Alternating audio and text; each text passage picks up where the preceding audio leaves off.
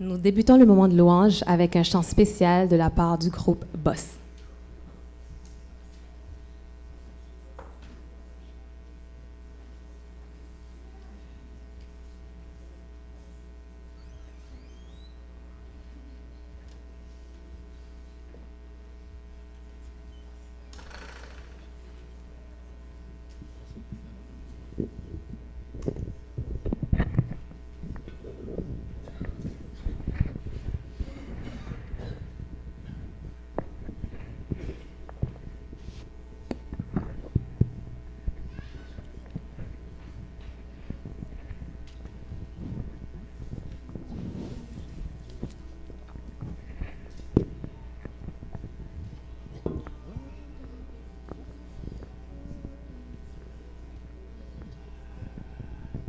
Regardons à Jésus, regardons à Jésus, regardons à Jésus-Christ notre Sauveur.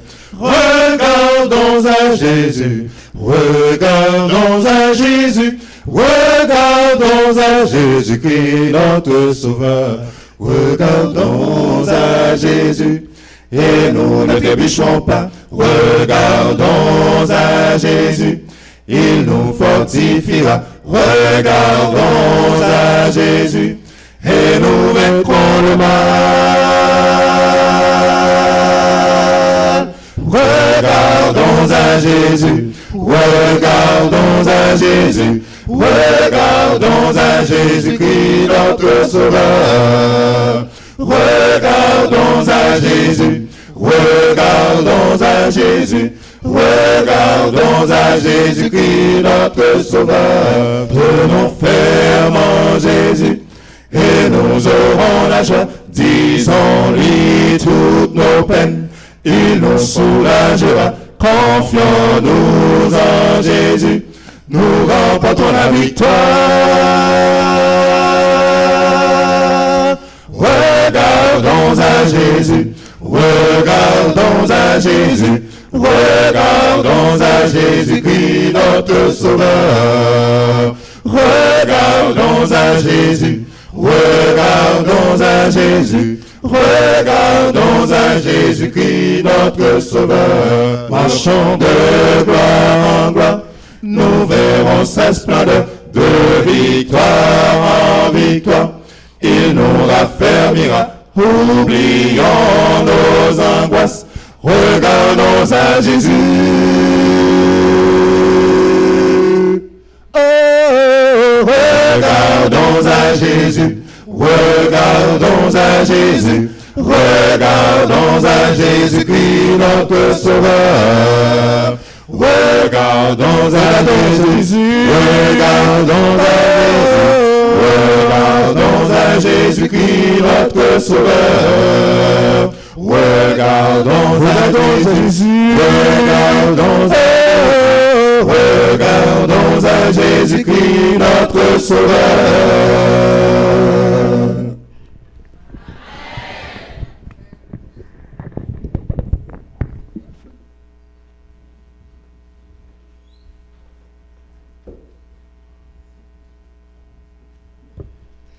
Nous disons encore une fois Amen, chers frères et sœurs.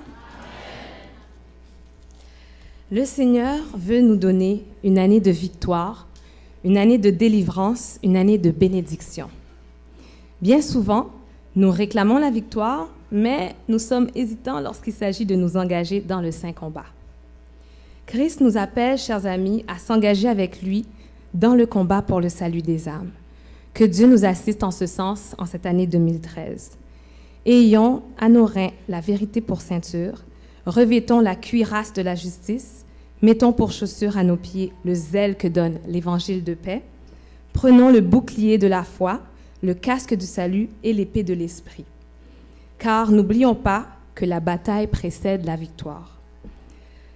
N'oublions pas également que Dieu prend plaisir à ce que nous nous soucions des autres plutôt que de nous-mêmes.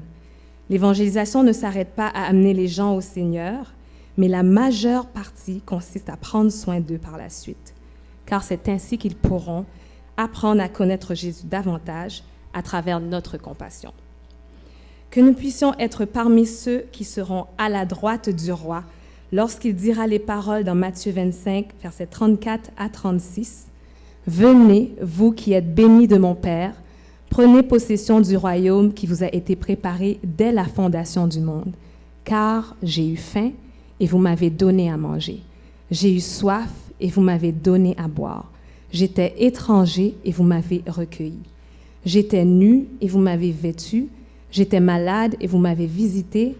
J'étais en prison et vous êtes venus vers moi. » Louons le Seigneur en ce sens, en entonnant le chant à la page 22 de notre recueil, Christ appelle, suivi du numéro 206 de nos hymnes et louanges, Lève-toi, vaillante armée.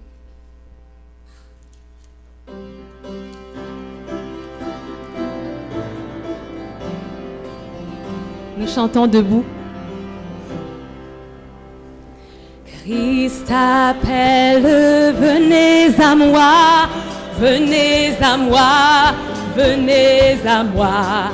Christ appelle, venez à moi, écoutez ma voix, écoutez ma voix, écoutez ma voix. Christ appelle, venez à moi, écoutez ma voix. Christ appelle, venez à moi, venez à moi, venez à moi. Christ appelle, venez à moi, partagez votre foi, partagez votre foi, partagez votre foi. Christ appelle, venez à moi, votre foi. Christ appelle, venez à moi, venez à moi, venez. Christ appelle, venez à moi, écoutez ma voix, écoutez ma voix, écoutez.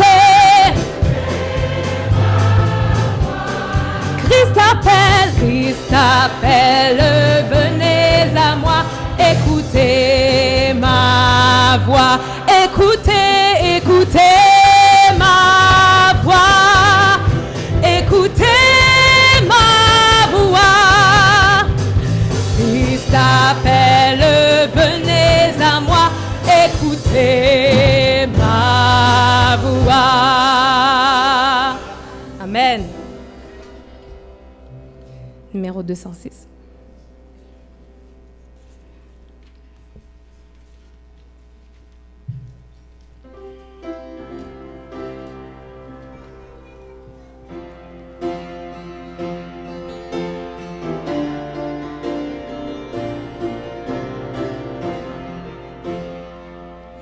Lève-toi, vaillante armée, pour les combats du Seigneur. C'est ton Dieu qui t'a formé, c'est lui seul qui rend vainqueur. Soldats à la sainte guerre, préparez-vous en ce jour. Il faut soumettre la terre au roi de paix et d'amour. Allez révéler au monde l'amour du Dieu Tout-Puissant. Dans l'obscurité profonde, annoncez le jour naissant. Au peuple sans espérance, dites Jésus est venu apporter la délivrance au cœur coupable et perdu. Sur le plus lointain rivage, portez l'Éternel à croix avec un nouveau courage, élevé partout la voix. Consolez dans leur misère ceux qui souffrent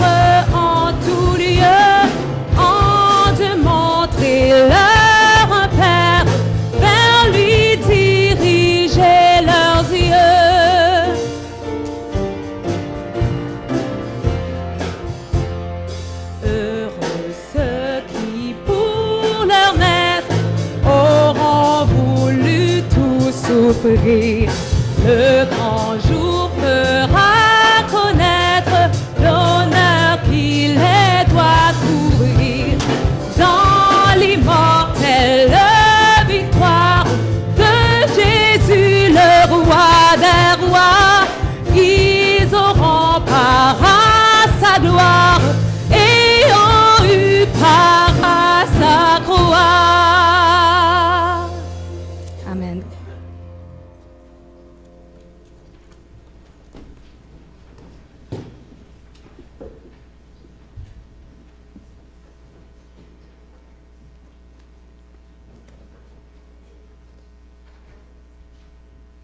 Sœurs et frères bien-aimés, chers amis,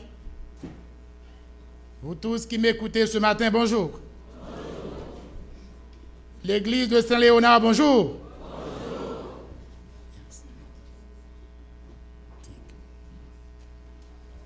Je bénis le ciel pour le privilège qu'il m'accorde d'être avec vous en ce matin, le premier sabbat de l'année 2013. C'est un privilège, n'est-ce pas vrai, bien-aimé? Oui, mon âme bénit l'Éternel, et que tout ce qui est en moi bénisse son Saint.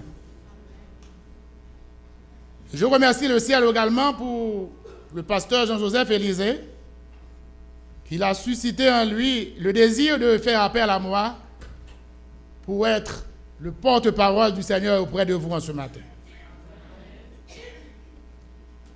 Et je bénis le ciel également pour le grand privilège de voir une assemblée aussi rayonnante.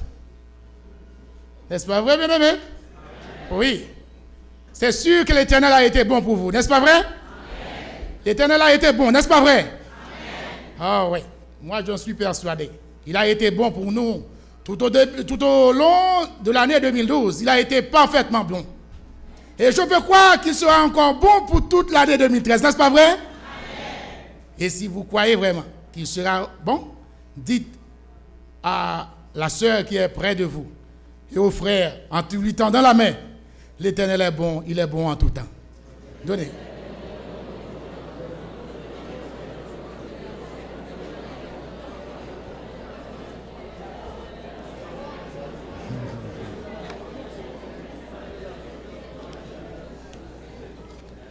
Oui, notre Dieu est bon, il est bon en tout temps.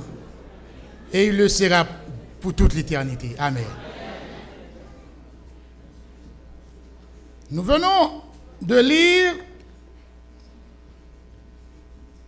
dans Jonas 1er, verset 6.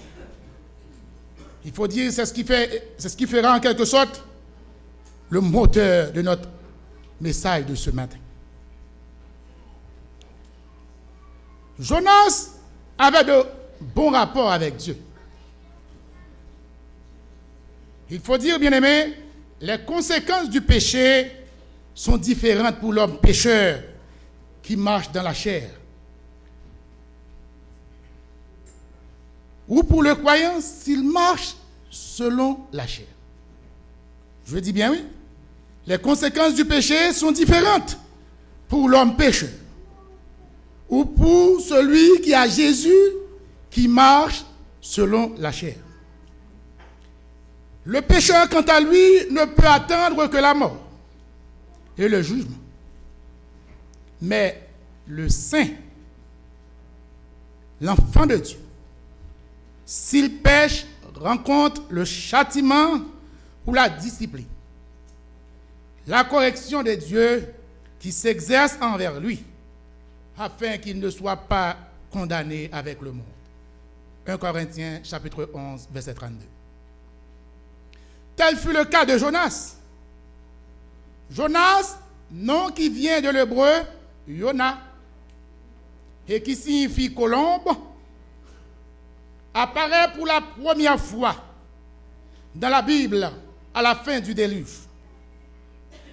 Lorsque Noé voit revenir avec un rameau d'olivier dans son bec, signifiant que le sec apparaît. Mais il faut dire, c'est aussi le nom de l'un des prophètes de l'Éternel. on l'a appelé petit prophète. Tout comme on pourrait m'appeler aujourd'hui petit frère. Ouais, on pourrait dire un petit pasteur. Mais je tiens à vous dire, bien-aimés, l'Éternel fait grâce à qui il veut. Il résiste aux orgueilleux, mais il fait grâce aux humbles. Amen.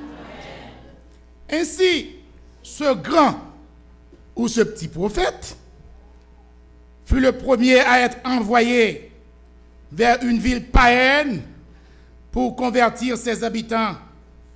Et aussi le premier prophète à dire non à l'Éternel.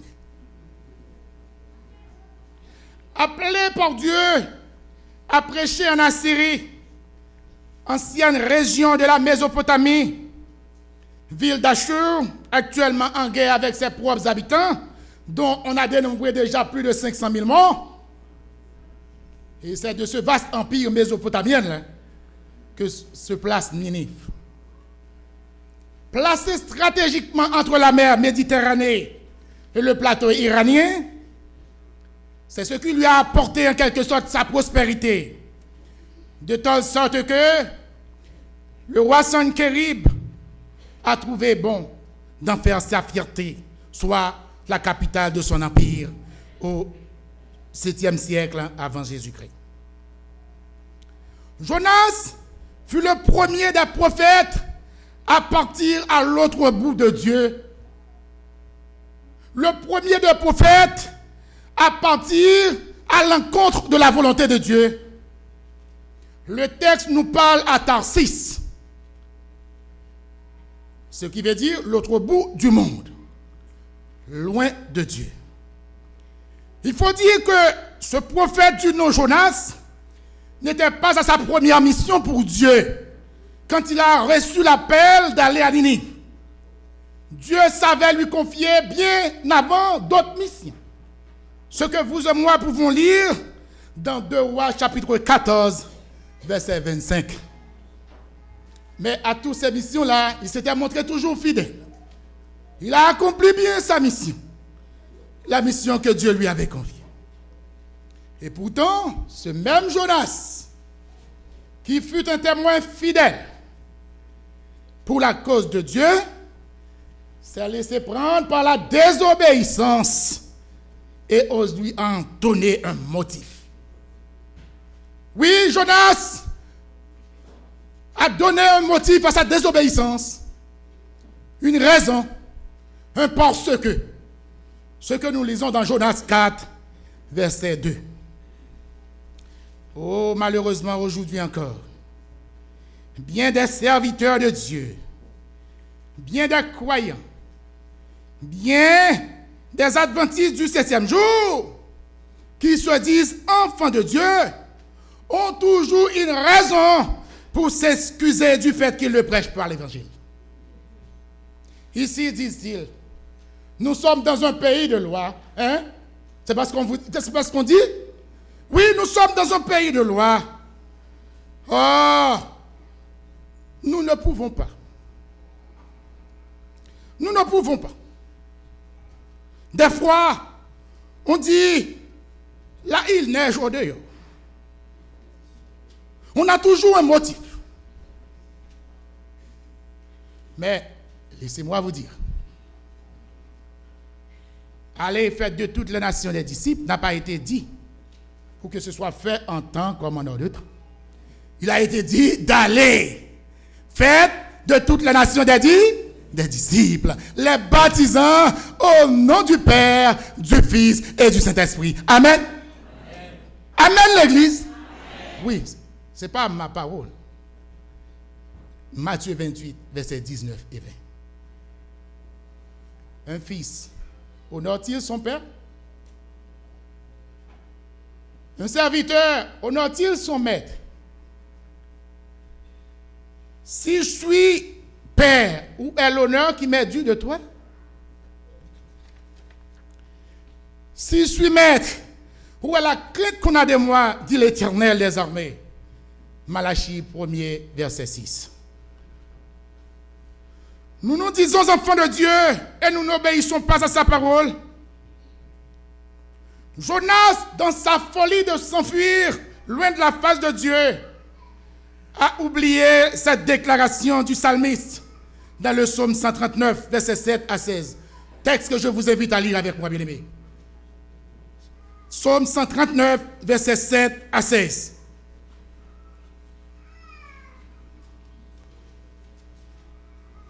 Ensemble, nous lisons. Où irai-je loin de ton esprit? Et où fuirai-je loin de ta face? Si je monte aux cieux, tu y es. Si je me couche au séjour des morts, t'y voilà. Si je prends les ailes de l'aurore et que j'aille habiter à l'extrémité de la mer, là aussi, ta main me conduira et ta droite me saisira. Si je dis au moins les ténèbres me couvriront, la nuit devient autour de moi lumière. Oui, sœurs et frères bien-aimés, ce que vous et moi ne voulons pas faire en temps, nous le ferons en hors de temps. Nous le ferons en hors de temps, puisque bientôt, très bientôt, nous serons dans le maquis. Ah, que vous ne soyez pas surpris, hein? Que l'église de Saint-Léonard ne soyez pas surprise, que bientôt, très bientôt, le peuple de Dieu sera dans le cachet. À ce moment-là, est-ce qu'on pourrait pécher? Ah, nous ne pourrons pas prêcher. Peut-être dirions-nous, oh, maintenant, j'aurais besoin de mon camarade ou de mes camarades de travail pour leur dire que Jésus vient. Côté d'Abjoigno. Peut-être à ce moment, nous dirions-nous au banc de classe là, mais je vais dire à mes camarades de classe que Jésus va venir, que Jésus vient. Côté d'Abjoigno. Vous qui ne voulez pas prêcher dans votre entourage, peut-être à ce moment, vous diriez-vous, ah, je vais dire à mes voisins, à mes voisines que Jésus vient. Côté Wabjonio. Vous serez dans le maquis. C'est vous qui allez avoir peur des autres. Oh, pendant qu'il est jour, dit le maître, travaillons. Parce que la nuit vient où personne ne pourra pas travailler. Plongez dans le monde de l'oubli, le monde de l'indifférence, le kimélem, le monde de l'obscurité, le monde de la solitude. Ça fait regarder au milieu de la tempête, au fond du vaisseau, l'enfant de Dieu dormait. Et cela très profondément. Ce que nous lisons dans Jonas 1er, verset 5.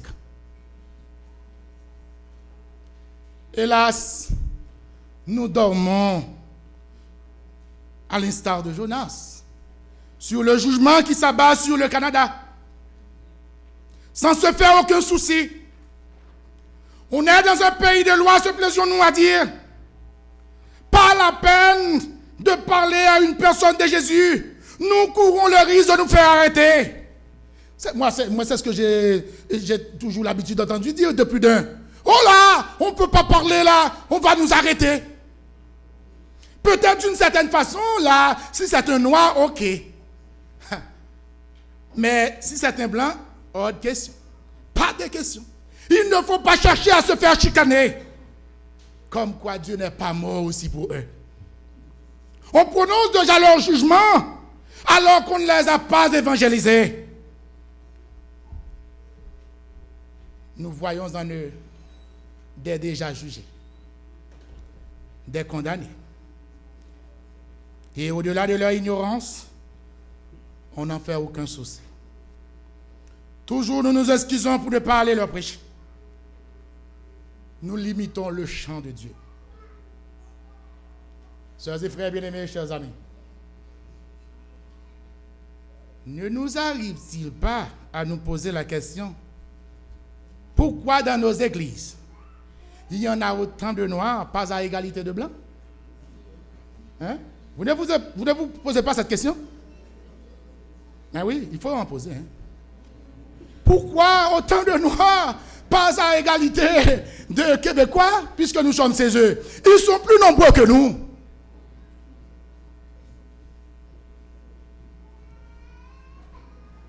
Le chant du Jésus, c'est le monde. Matthieu 13, verset 38. Le chant à prêcher, c'est le... Hein? Ah, l'église. Ah, bon, je comprends bien là. Non, je comprends, c'est pourquoi vous n'évangélisez pas. C'est parce que vous ne voulez pas que ce soit le monde. Hein? Non, c'est pas vrai? Bien-aimé, c'est pas moi qui l'ai dit. C'est dans Matthieu 13, verset 38. Est-ce qu'on peut projeter ça pour nous? Peut-être, ils pourront dire là que c'est moi. Non, Matthieu 13, verset 38, il a dit, le chant, c'est le monde. Le chant, c'est le monde. Hélas, bien souvent, les circonstances les plus menaçantes n'atteignent pas la conscience des enfants de Dieu. Ni l'orage, ni la détresse des matelots ne touchent Jonas. Il ne réalise pas qu'il traverse personnellement le jugement de Dieu qu'il a offensé. Et il n'est pas rempli de crainte. Je ne sais pas si vous et moi réalisons combien le monde périt faute de connaissance de Dieu. Moi, dans mon expérience de travail, j'ai pu voir des dizaines de milliers de gens qui s'adonnent au plaisir du monde,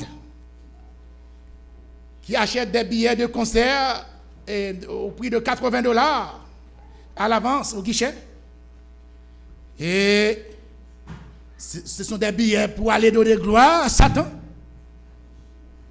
Et ces billets sont passés sous mes yeux, hein? Ces billets sont passés sous mes yeux de $80 à $300 aux enchères. Ils veulent à tout prix donner gloire à Satan. Et pourtant, enfants de Dieu que nous sommes, dorment devant le jugement de Dieu qui s'abat sur ces milliers de gens en délire. Ces gens qui sont en délire pour heavy metal. Vous savez ça? Heavy metal, jeunesse. Hein? Et pour Beyoncé. Hein? Oui, vous la connaissez, pas vrai, madame? Merci là. Oui. Pour Snoop Dogg. Hein? Ah ouais, oui. C'est ça. Snoop la là. Amen. Et j'en passe. Ils hurlent. Ils s'usent. Ils se mutilent. Ils se posent avec des images de mort sur le corps pour se dire artistes. Ce que nous autres, chez nous, là, nous appelons devins, ou bien vaudouisants, ou ongans. Et bien, c'est comme ça qu'on les appelle chez nous. Des ongans, des vaudouisants. Nous trouvons toujours des raisons pour ne pas aller vers eux. Des fois, on évoque la notion de temps. Ah, je n'ai pas de temps. On n'a pas de temps. C'est comme si Dieu accorde à une partie 24 heures, et puis à une autre partie 12 heures. Combien de temps Dieu nous accorde tous, bien-aimés? L'Éternel Dieu nous accorde 24 heures. Ah oui, si moi, si le frère, si la sœur peut trouver une heure dans ces 24 heures pour faire quelque chose pour celui qui lui a donné ces 24 heures, est-ce que moi aussi je ne peux pas trouver une heure aussi? Oui, je peux trouver au moins une heure de temps. Oh, on a vécu l'histoire d'un homme qui a gagné sa vie, possédant beaucoup de richesses dans le travail de ses mains, et qui se trouvait sur le lit de la mort. Cet homme-là répondait au nom de Pierre-Charles Fanfan à Grande Dédune, Haïti. Je ne sais pas si... Il peut se faire qu'il y en a parmi vous qui le connaissaient. Ce monsieur-là a dépensé beaucoup d'argent via ses parents pour avoir la vie. Il a dépensé beaucoup d'argent parce qu'il était tombé malade.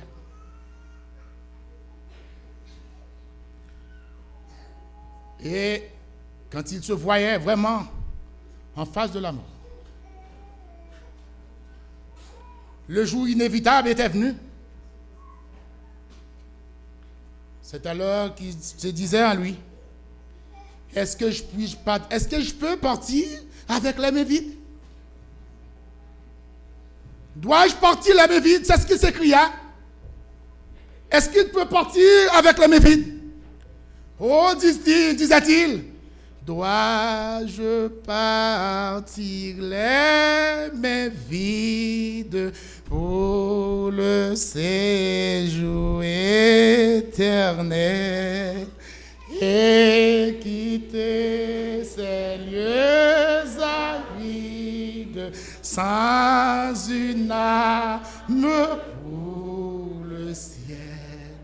Oui, faut-il que les mains vides je rencontre mon Sauveur, pendant que les cœurs avides cherchent en vain le bonheur. Moi, ce qui m'intéresse le plus dans le chant, c'est le troisième soir. Si je pouvais de la vie recommencer le chemin, oui, on allait. Allons-y. Si je pouvais de la recommencer le chemin, recommencer le chemin, je n'aurais plus qu'une âme. S'aimer partout le bon grain, mais partout le bon grain.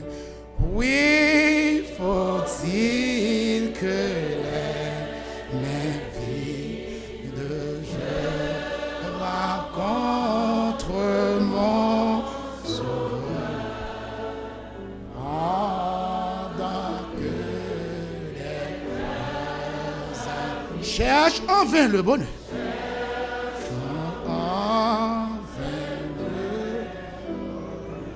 Le moment où le frère n'a plus de temps, c'est alors qu'il se voit obligé de dire au moins à une personne que Jésus vient. Et pourtant, il ne lui restait plus de temps. Hélas, les frères, ils mourent. Parce que l'heure inévitable était venue pour lui. À Dieu le plaise qu'il ne soit pas pour moi, qu'il ne soit pas pour vous ainsi, qu'il ne se soit pas en contre-temps, qu'il ne se soit pas en hors de temps, mais qu'il se soit fait en temps à ce que nous disions à quelqu'un que Jésus vient. Amen, bien-aimé. Car, dit Dieu, que sert-il à un homme de gagner tout le monde s'il perd sa vie? Ne pas aller vers eux, c'est l'indifférence d'une conscience endormie. S'agit-il de l'homme pécheur de son état moral? Il dort toujours. Il dort toujours. Enfant des ténèbres et de la nuit, il dort. 1 Thessaloniciens 5, verset 5, 6, 7. Mais que Jonas, fils de Dieu, que nous, adventistes du 7e jour, dorment devant le jugement qui s'abat sur le Canada et j'en passe, c'est autrement. C'est pas possible. Chers amis bien-aimés, tout le monde peut, mais vous et moi, nous ne pouvons pas. Amen. Vous et moi, nous n'avons pas droit. Tout le monde peut, mais vous et moi, nous ne pouvons pas. Jonas ne prenait pas à cœur le sort des Ninivites. Encore 40 jours, et Ninive est détruit. Et nous, témoins de l'Éternel, nous, adventistes du 7e jour de Saint-Léonard, savons-nous combien de temps qu'il te reste pour le Canada? Hein? Est-ce qu'il y a quelqu'un parmi vous qui peut me dire combien de temps reste-t-il pour Montréal? Hein? Arrête, ô pécheur, arrête. Il est sombre le chemin où tu vas baissant la tête, n'osant penser à ta fin. En nous dérobant de la direction de Dieu qu'est le monde, Ce faisant comme bon nous semble, pouvons-nous répondre à ces questions que voici? Moi, de mon côté, je ne peux pas. Je ne sais pas pour vous. Mais l'Éternel Dieu nous a posé des questions, nous qui voulons aujourd'hui corriger Dieu. Dans Job 38, lisons cela, bien-aimés. Job 38, versets 2 à 6. Job chapitre 38, versets 2 à 6. Nous qui voulons aujourd'hui, qui avons en quelque sorte les désirs, qui veulent de tout, qui voulons de tout prix. Ok, corrigez Dieu. L'Éternel nous a posé des questions ici. Moi, je ne peux pas répondre. Je ne sais pas pour vous. Lisons ensemble. Qui est celui qui obscurcit mes desseins par des discours sans intelligence? Saint terrain comme un vaillant. Je t'interrogerai et tu m'instruiras. Où étais-tu quand je fondais la terre? Dis-le si tu as de l'intelligence. Qui en a fixé les dimensions? Le sais-tu? Ou qui a étendu sur elle le cordeau? Sur quoi ces bases sont-elles appuyées? Ou qui en a posé la pierre angulaire? Où étions-nous? Nous qui aujourd'hui disent, ah bon, nous limitons le champ de Dieu.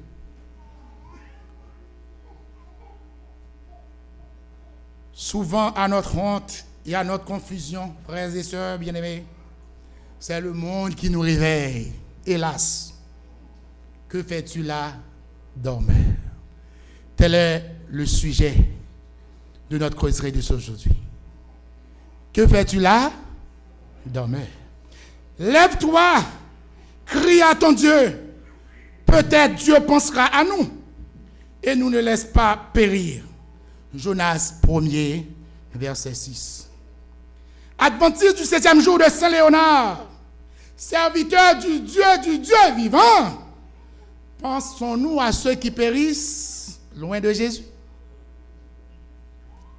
Oh, il était très dur pour l'apôtre Paul. Oui, pour l'apôtre Paul. Il était très dur pour l'apôtre Paul. Il a été aussi dur pour Jonas de régimber contre les aiguillons. Lui fallait-il que coûte obéir à l'ordre de l'Éternel. Ainsi, il nous serait impossible d'outrepasser le commandement de Dieu, à savoir, va, et cela de partout le monde, y compris le Canada, n'est-ce pas vrai, bien-aimé? Ah, je comprends bien pourquoi vous n'évangélisez ça. C'est parce que le message n'est pas pour le Canada, n'est-ce pas vrai, bien-aimé? Hein? Est-ce que le message est pour le Canada aussi? Amen! Oui! C'est un peuple à sauver aussi. Il est l'Éternel des armées, bien-aimé.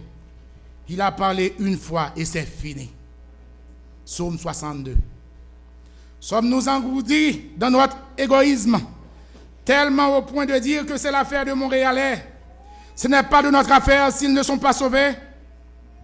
Oh, les cris de ce monde en détresse, ce monde bouleversé, ce monde en délire sont durs jusqu'à nous reprocher de notre indifférence à leur égard.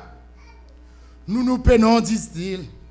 Nous languissons, nous gémissons, nous sacrifions tout notre avoir et vous dormez. Ah, vous ne portez aucune attention à notre situation. Non, ce n'est pas possible. Faites quelque chose. Priez votre Dieu et nous continuons à prier le nôtre. Quelle honte, quel affront pour l'enfant de Dieu. C'est le monde qui le rappelle qu'il doit aller à sa source et que son Dieu peut délivrer. Jonas 1er, verset 6. Dieu cherche son témoin, celui qui est appelé à témoigner pour lui par le bien du monde dans cette question que voici. Où es-tu? Que fais-tu là? Oh, dans cette question, bien-aimé, nous voyons combien que le prophète, l'homme de Dieu, est humilié. Dans cette question, que fais-tu là, dormeur? Vous allez analyser avec moi cette humiliation du prophète. Cette humiliation du prophète. Première humiliation de Jonas. Oh, nous voyons, le monde devient l'instrument par lequel Dieu rappelle à son serviteur, son enfant, sont témoins qu'il est perdu de direction.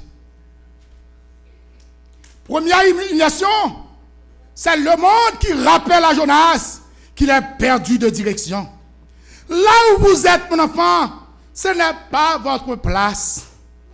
Vous n'êtes pas à votre place, enfant de Dieu. Réveillez-vous et priez. Et le sort est jeté. L'Éternel a répondu aux païens par le sort que c'est à son témoin qu'il a affaire. Jonas 1er, verset 7. Deuxième humiliation du prophète. Lui qui fut juif, le peuple choisi de Dieu, lui par qui Dieu savait parler directement, ne reçoit aucune communication directe de Dieu. Oh, le monde devient l'intermédiaire entre l'enfant de Dieu et son Dieu. Hélas, bien-aimé.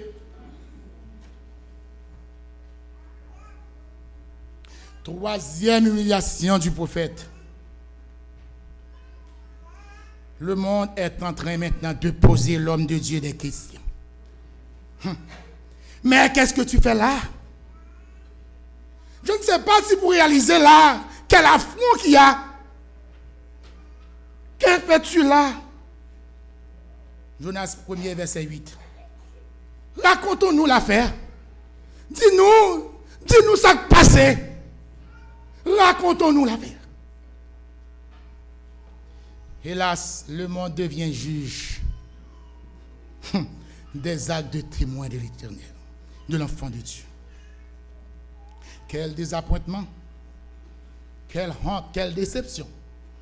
Pour vous, pour moi et pour vous, qui savons honte, bien aimé. Quelle déception.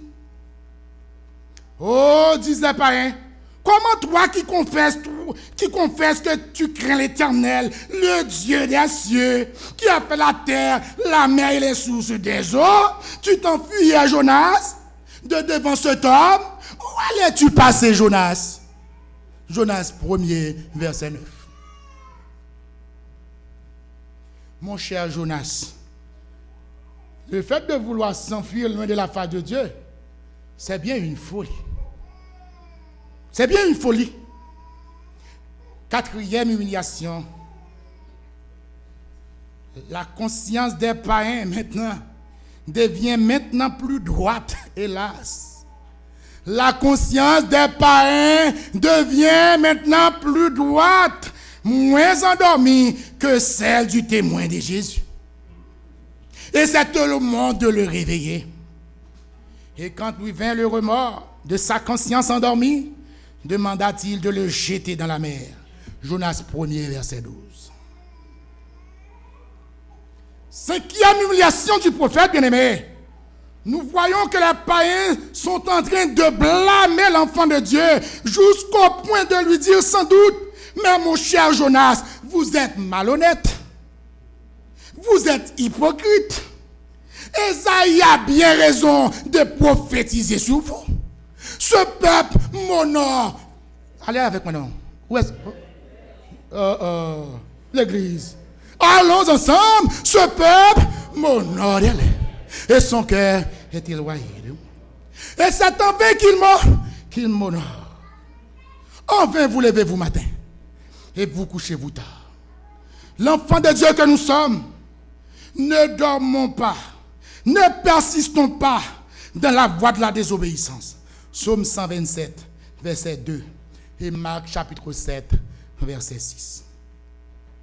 Sixième humiliation du prophète. Maintenant, l'enfant de Dieu est livré aux païens afin de décider de son sort. Jonas 1er, verset 12. Prenez-moi, dit Jonas, prenez-moi et jetez-moi dans la mer. Je suis l'objet de vos sarcasmes. Je suis l'objet de votre tribulation. Je suis l'objet de votre angoisse.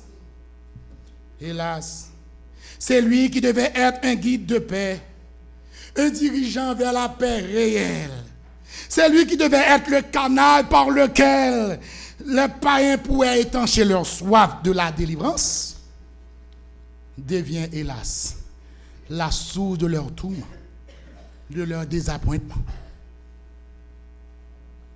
7e humiliation du prophète. Ce sont les païens, hélas.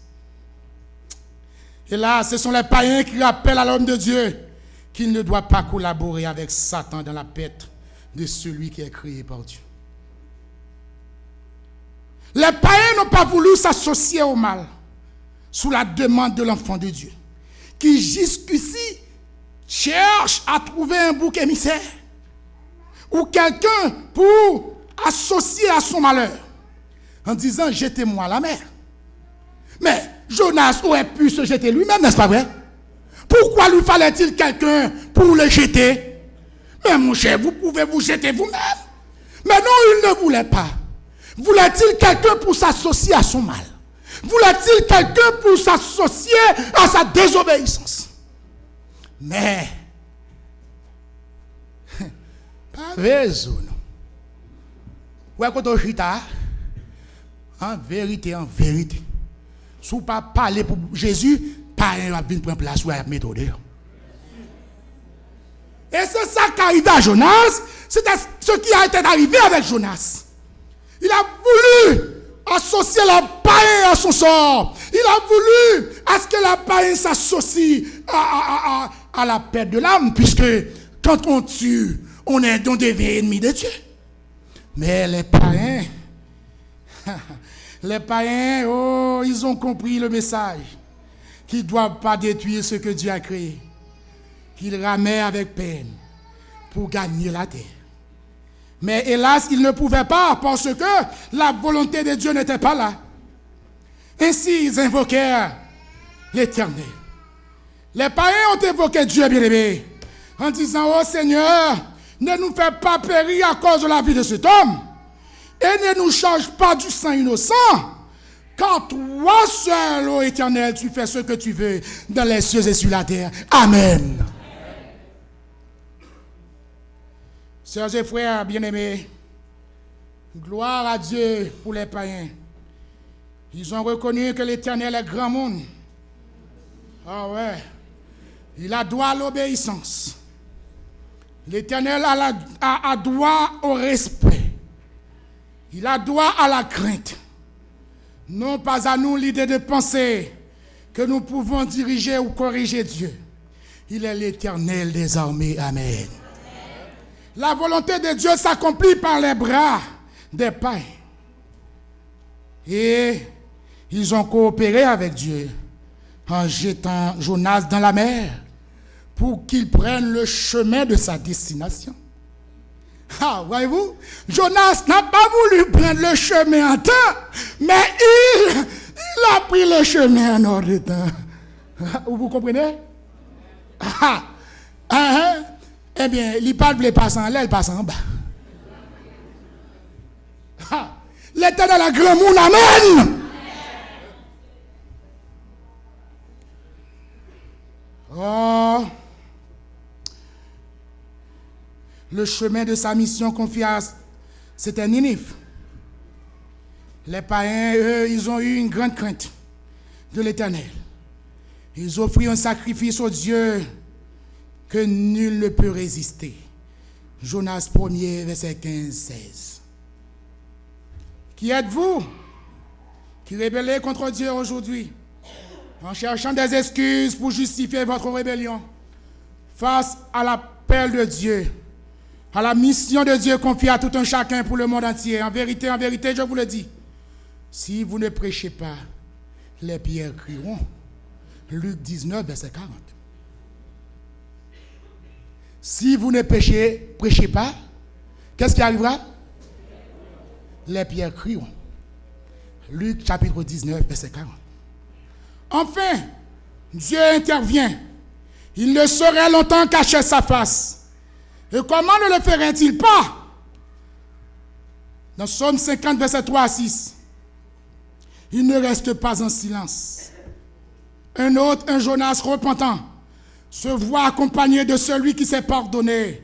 Celui qui a un cœur de pitié, d'amour et de compassion a pris sa place dans les entrailles du poisson.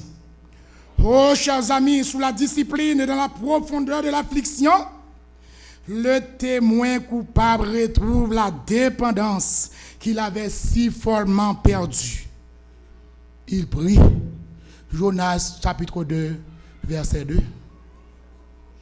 Jonas, l'homme de Dieu, n'aurait osé désobéir si par la prière il fût resté dans la dépendance.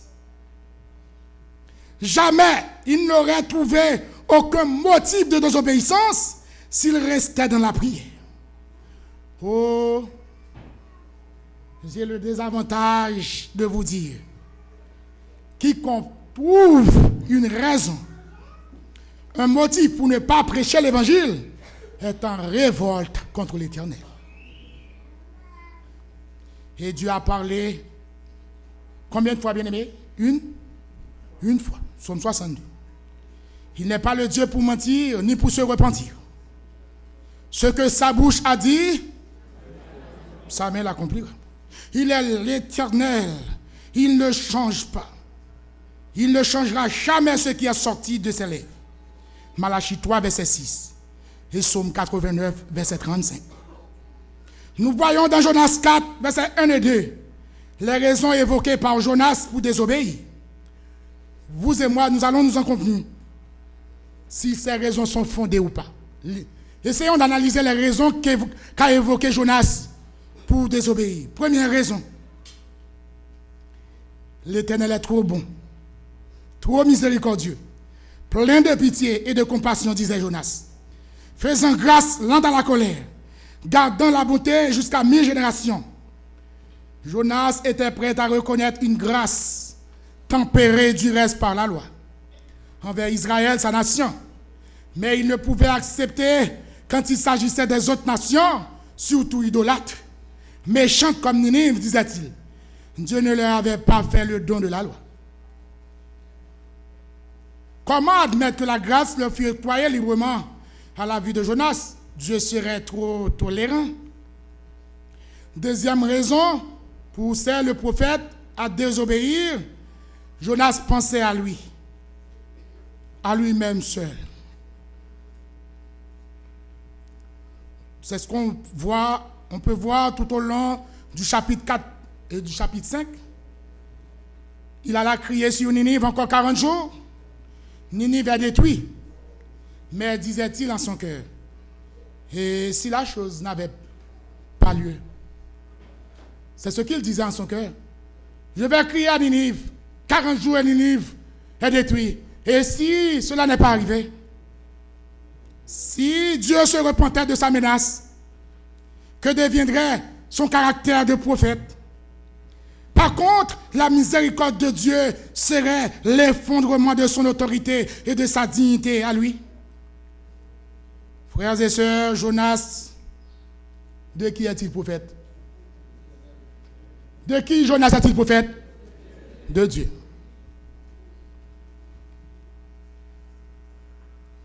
Et d'après vous, c'est quoi un prophète? Qu'est-ce qu'un prophète? N'est-ce pas celui qui annonce? Hein? Oui, c'est ça. C'est celui qui annonce ou qui interprète la parole de Dieu, n'est-ce pas vrai? Oh, ce que voulait sauvegarder le prophète, c'était son caractère, sa dignité, son autorité de prophète. Que deviendraient tous ces attributs de prophète si ce qu'il avait annoncé ne s'accomplissait pas? Nous voyons que dans 2 Rois, chapitre 14, que nous avions tantôt mentionné, sa parole l'accréditait auprès des autres nations.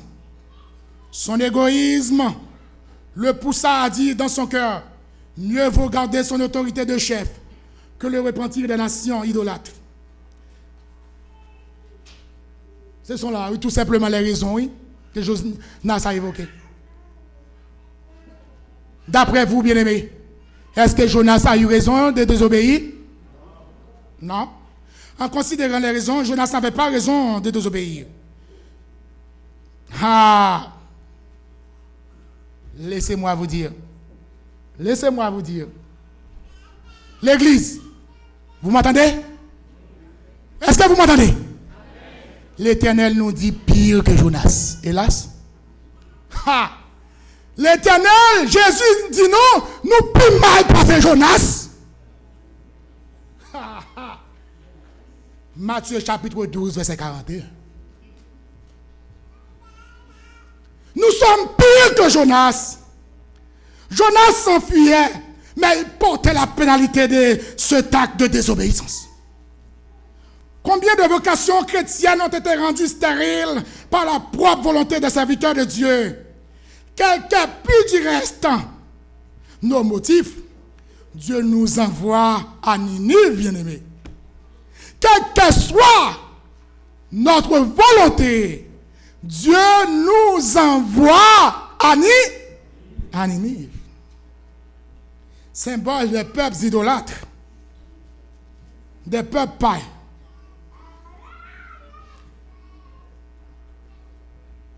L'église de Saint-Léonard. Êtes-vous prêts à aller à Ninive ou à Tarsis?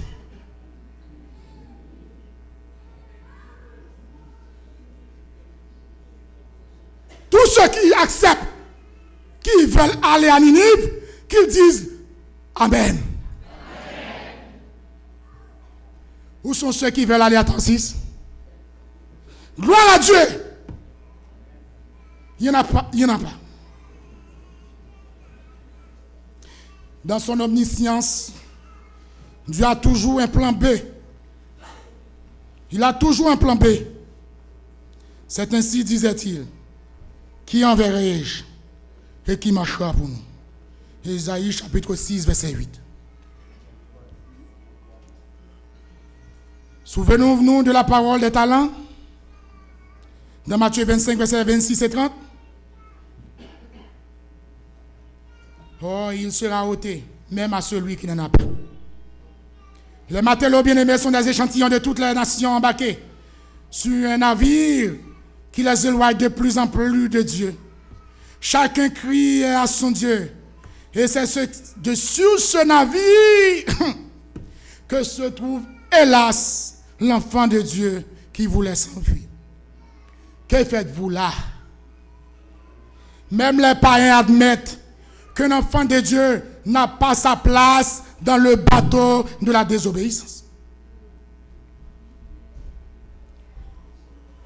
Non, vous n'êtes pas à votre place. Vous êtes différent. Ton langage te fait reconnaître. Matthieu 26, verset 73. Savez-vous, chers amis, la cause de la détresse de matelots? C'est l'ignorance du cœur surnaturel de l'homme, sans connaissance de lui-même, sans connaissance de Dieu. Nous voyons dans Jonas 1er, verset 6 à 7. Ne connaissant pas Dieu, il faut appeler à toute puissance inconnue d'eux. Venez, jetons le sort, disent-ils, pour savoir de qui ce malheur nous arrive.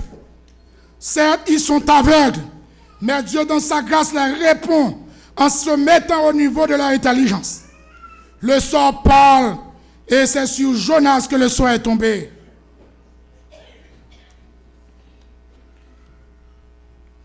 Bien-aimés, le temps est contre nous. Nous allons avancer pour terminer.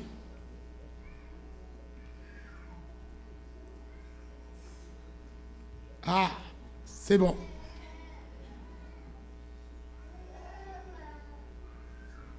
Les serviteurs de l'Éternel, les serviteurs du Dieu vivant, ont à traiter durement leur corps. Et l'Éternel Dieu a donné une dernière leçon à son enfant, celui du ricin. Et quand l'enfant de Dieu a vu que le ricin était mort, il a eu le remords. Mais il n'a pas eu le remords de Ninive. Oh, il s'est mécontenté. Il s'est été fait mécontent jusqu'à demander la mort. Jonas 4, verset 8.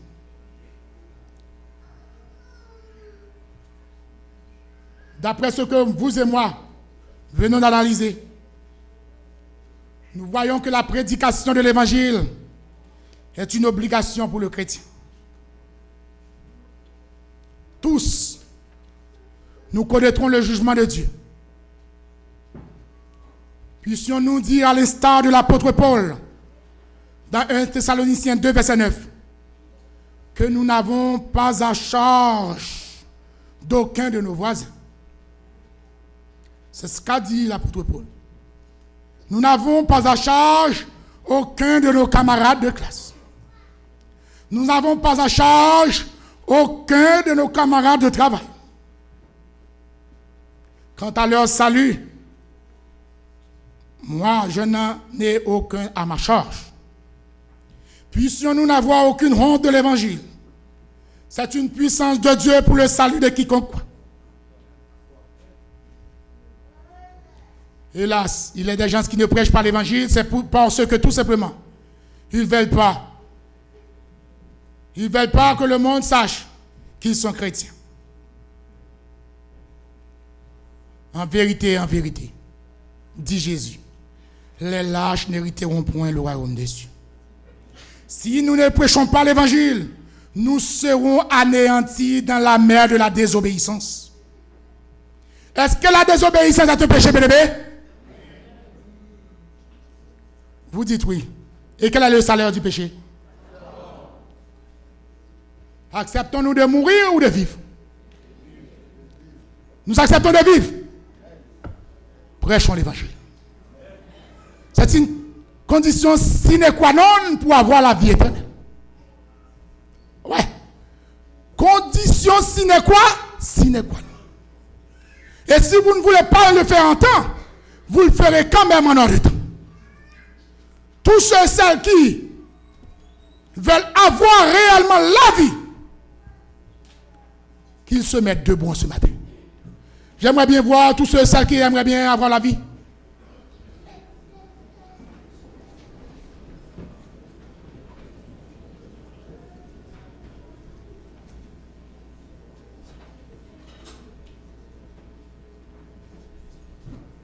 Vous allez faire une chose. Vous allez faire un pas pour dire oui, Jésus, à la prédication de l'évangile. Faites-vous un pas. Oui, Jésus, à la prédication de l'évangile. Sortez du milieu du banc. Oh, venez. Ouais, faites un pas. Que chacun se fait un pas pour dire oui à la prédication de l'évangile. Gloire à Dieu. L'Éternel a une armée. Et il a bien dit,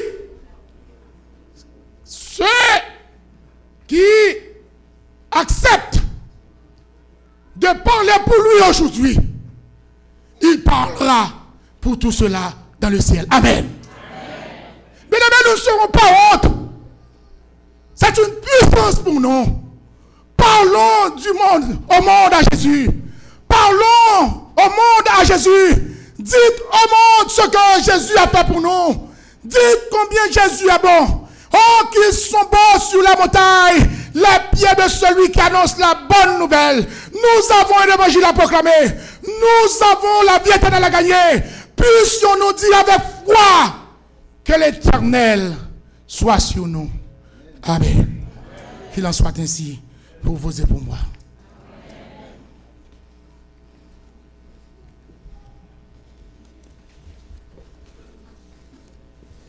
Chanson numéro 201. La voix de Christ nous appelle.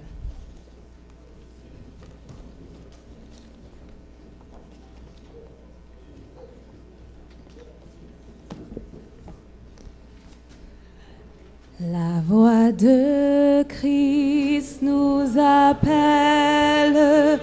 Il est temps de s'éveiller. La moisson est vaste et belle, qui veut pour moi travailler. C'est ton sauveur, oh mon frère, dans l'appel s'adresse à toi. Réponds-lui, cœur sincère, me voici. Maître, prends-moi. Sans franchir les mers brillantes, tu peux annoncer Jésus, que d'âmes insouciantes, de cœurs souffrants et perdus. Autour de nous, l'œuvre est grande, mais petite est notre foi. À Jésus qui nous commande, répondons, Maître, aide-moi. Si d'un sublime langage tu n'as pas reçu le don, tu peux rendre témoignage quand Jésus est le pardon. À ton frère, tu peux dire ce que Christ a fait pour toi, pour que lui-même t'inspire. Dis-lui, Maître, enseigne-moi.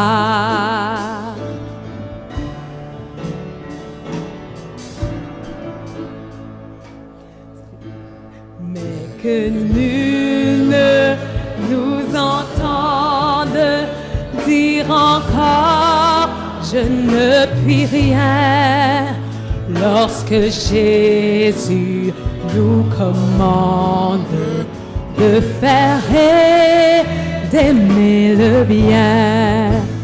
Poursuivons l'œuvre bénie avec zèle, amour et foi. Puis notre tâche finie, nous dirons, Maître, prends-moi.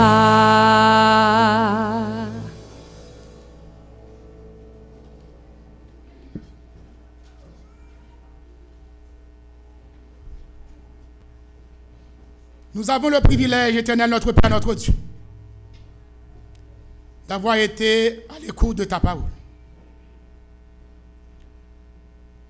En ce début de l'année 2013, nous venons de dire oui avec toi pour la proclamation de ton évangile. Qu'il te soit donné, ô Éternel, de nous animer tous par ce ardent de dire, et que nous puissions nous voir tous en train de travailler pour toi, et qu'à la fin de cette année, nous puissions dire oui. Oui, nous avions combattu le bon combat. Nous avions combattu le bon combat. Et maintenant, nous sommes prêts pour le royaume des cieux. Éternel, notre Père, notre Dieu, merci de nous avoir assistés. Merci de nous avoir guidé les pas pour être ici. Et revois-nous de ce lieu avec l'onction que nous sommes sauvés pour le temps et pour l'éternité. En Jésus-Christ, nous t'en prions.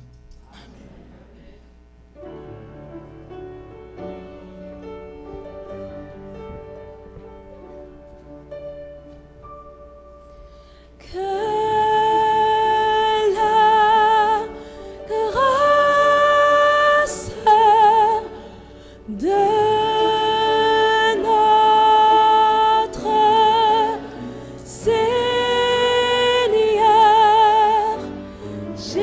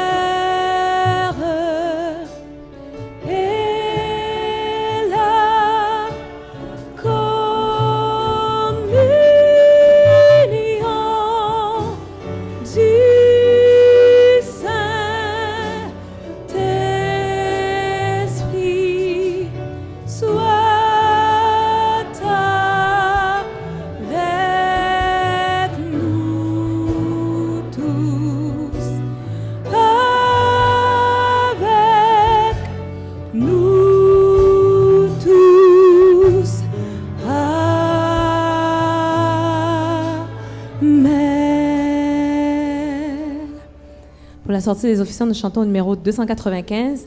Mais avant, il y a quelqu'un qui a oublié son trousseau de clés. Donc, s'il vous plaît, venir les récupérer en avant. Chantons au numéro 295.